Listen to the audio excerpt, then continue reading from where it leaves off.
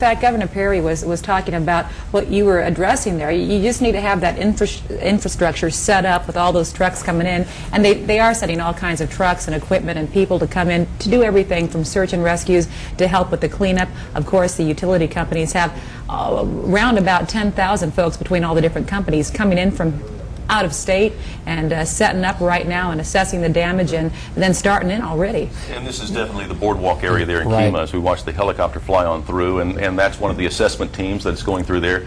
The police will have their people in there and try to figure out just exactly what they need to do and where they need to be. But as we zoom back out, you'll probably, in fact, there's one of the entrances to the Kemah Boardwalk that you see, completely inundated with water. And that's something, of course, that we've seen before. In fact, when they were building the Kemah Boardwalk, a big storm blew through and did a lot of damage. When you build something like this on the shoreline, you've got to expect this to happen every once in a while. I'm sure Tillman Fertitta, the man who was responsible for developing that boardwalk, is watching these pictures with a great deal of interest. This is what you got to expect. There we are. Check it out. I believe we're looking at the roller coaster there. The old lighthouse district, the shopping district there. And look at that. What are we looking at there? Is that the Ferris wheel type of structure they've got there? Just a lot of the amusement park type rides over there. Right. All the amusement park rides over there. I like that ride. I was just on it with my daughter, actually. I think it may be a couple of weeks before you can get back onto it. I think so. Now, Doc, when you're looking at all of this, what's going through your mind? Well, one of the things that I want you to observe now, see there's still flooding there. The dome of water pushed up into the bay, and it hasn't retreated.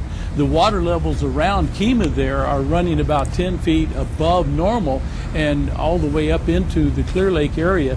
As a matter of fact, that water is still quite high over on the north end of Galveston Bay. Even down around Bay Cliff, you're still seeing water levels about 8 feet above normal. So even though the winds have died down now, and we would expect those tides to begin to move out, or the water to begin to move out, it just hasn't done that. And so that's one of the interesting things and observations we're making here, is that area is still flooded. So how quickly would you expect that to recede, Doc? Well, I think the water should move out of there fairly quickly now. I would be most surprised if we don't see the water out of most of that area by tomorrow. But of course, the cleanup's going to take so much longer, especially when we look at the damage done to that Landry's restaurant there. Right. Tillman Fertitta, the restaurateur responsible for developing all of this, this kind of thing he had to expect. But look at that! I mean, just the insides of these restaurants have been gutted pretty much by the water that rushed through there as Ike moved ashore. We're looking now once again at the Kemah Boardwalk and looking at the damage that was wrought by Hurricane Ike. And for those of you listening on the radio, what we're seeing are the roof's in place, and yes, a lot of it looks intact, but every once in a while you see where waves have come through and have washed a bunch of lumber basically out of this. We're looking at what looks like piles of lumber sitting around the areas where where people usually walk, where Lucy, you and your daughter were walking. Absolutely. And there's a lot of piers in that area as well, so it's not surprising to see what looks like raw lumber. Probably used to be bits and pieces of pier and also some of folks' houses and the sides of houses and stuff washing up through that area. I mean, it could have been carried all the way up through the bay and kind of rushed in on that dome of water that Doc was talking about. Doug, when you look at something like this, it's hard for me to tell from this vantage point, how much water do you think is standing there? It is hard to tell because, of course, it's built on the waterfront. It's hard to tell just how much higher it was at some point, than it is now. I mean, we're not looking at an area where there's typically ground over. Some of that, you pull back a little bit. We're looking at a waterway there, so it's really hard to tell just how much higher this is than normal.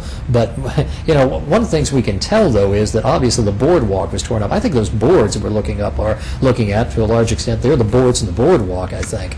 And now you can see it's receded somewhat. Look over to the right of the screen. For those of you listening on the radio, we can see some areas of the boardwalk that you could probably walk on right now if you had some waders or boots on. I'm not sure it would take hip waders at this point, but definitely galoshes of some sort. And then as you turn left, you move in there, you go into that channel which goes under Highway 146 and on into Clear Lake. But this part that you're looking here on the right, this is that little peninsula that is just across.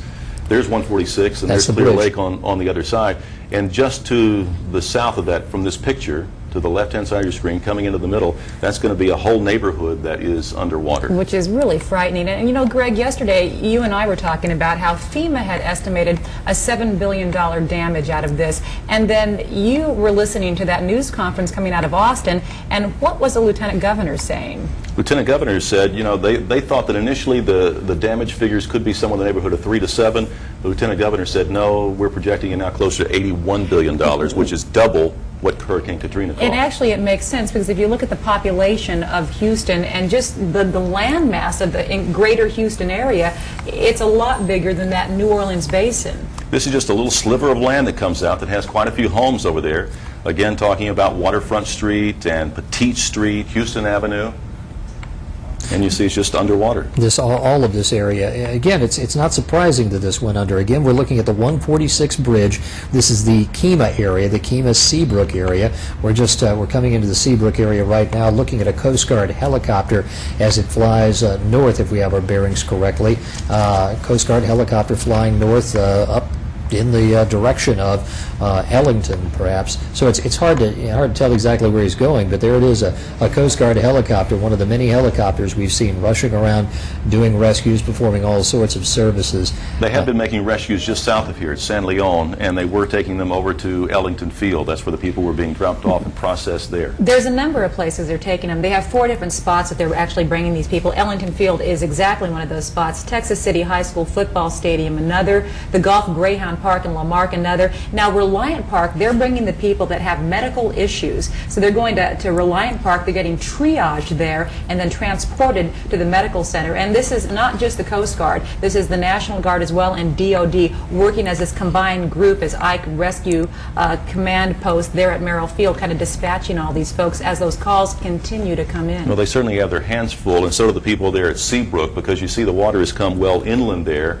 because we're now off of the Galveston Bay and on into what appears to be the Seabrook area. You got to wonder about this guy taking the chance here. You know, the whole rule about don't drive if you can't see the curb. Clearly he can't there. And you wonder if that guy just looked ahead of him, saw that guy standing there, the man walking around, and thought, all right, I can make it through here. But what about down there? That's the problem. Yeah. You can make it through here, but down there is the issue. And here's the other thing: that guy walking around there in the water. I mean, he's basically walking through sewage right now. You know, it's just a nasty thing to walk through this kind of water. We see kids playing in water like this, and it's just not a good idea. Well, absolutely not. I mean, if you have any open cut whatsoever, I mean, it could even be a paper cut, that raw sewage gets in there, and you're talking about a really bad infection that can set in. The last thing you want is to have more problems just because you decided to go out and take a walk around. This is a time when you really need a tetanus shot, let me tell you. You know, you're taking a chance. Looking left to right here, that looks like the Highway 146, again, completely covered with water as we're going through the Seabrook area and on up to points beyond. Yeah, we've seen this. You know, we're looking at the low-lying areas, and that's exactly what you look at. You see the roadways, and there we are, people in canoes. Yeah, a couple of kayakers going through there. It's something we see on roadways. People whipping out the kayaks, the small boats to navigate the roadways that become waterways as the water rises after one of these storms. Who was it? Harris County Sheriff Tommy Thomas, who said he saw someone kayaking down Buffalo Bayou during one of the Bayou, but yes, the height of the thing. storm. It was, which was just incredible. And then, Greg, yesterday you saw somebody trying to fly a kite right out here on Allen Parkway. There's the Target store, there's the Home Depot. If you know the area, you'll be familiar with what you're looking at here right now in the Seabrook area. That's the neighborhood. That's how it's looking right now. So there's the Home Depot in the Seabrook area. You can see the damage that was done. You can see the water, the flooding that was brought to this area by Hurricane Ike. You know, I've been getting emails. I was back in my office kind of answering emails as they've been coming in, and believe me, we're getting a whole lot of emails right now. They were asking, some of them, listen, do we need to boil our water? And the answer is, in the Harris County area, it's yes, you're under a boil water advisory. But I would think, Doug and Greg, that this should really extend to our entire viewing area, because when you're looking at these types of problems, and we already know about water treatment plants that have lost power, the water pressure is low, you don't know what's getting in there. Play it safe. Just boil that water until further notice. You're exactly right. I gave it some second thought. You know, we all spent the night here at the station because it's been such a long haul, and I sit there and I brushed my teeth and I go, I'm wondering how I was supposed to do that. Oh, I darn didn't it. think of all that You know water. what? I just did the same thing, and I hadn't You gotta even wonder. thought of that. You really got to wonder. And you know something else I think we can't mention often enough? People who are without, there's the Papados restaurant. And by the way, if you know the area, we're looking at the Papados restaurant in the Kemah Seabrook area, and it's underwater. And we can see the roof. We can see that